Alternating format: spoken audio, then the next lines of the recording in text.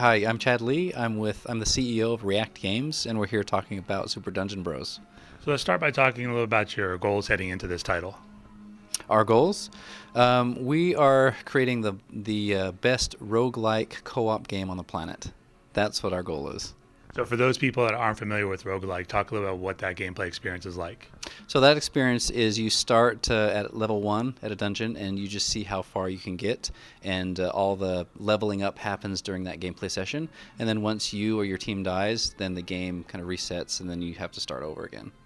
So talk a little about the world you guys have created.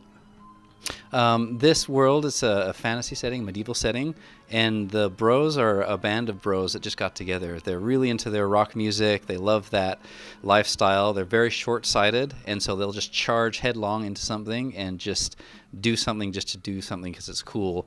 Forget about the consequences, and most of the times they'll end up dying, but that's the fun of it. It's very quirky.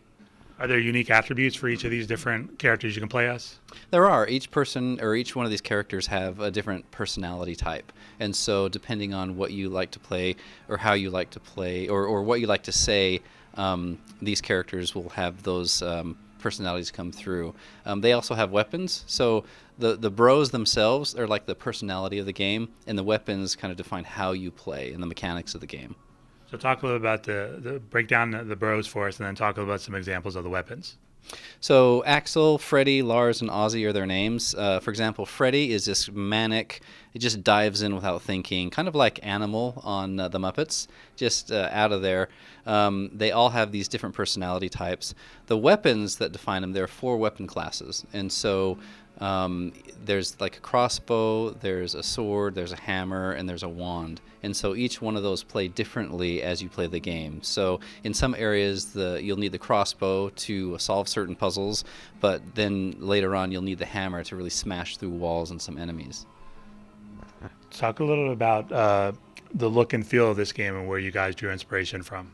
Well, the inspiration mainly came from like Castle Crashers and some of those dungeon brawlers like Torchlight and Gauntlet.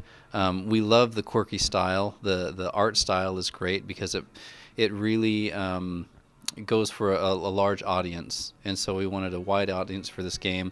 So the game is super easy to get into, really fun at a really shallow level, but also has a lot of depth in it for those players who really like those dungeon crawlers and the RPG elements, those type of games.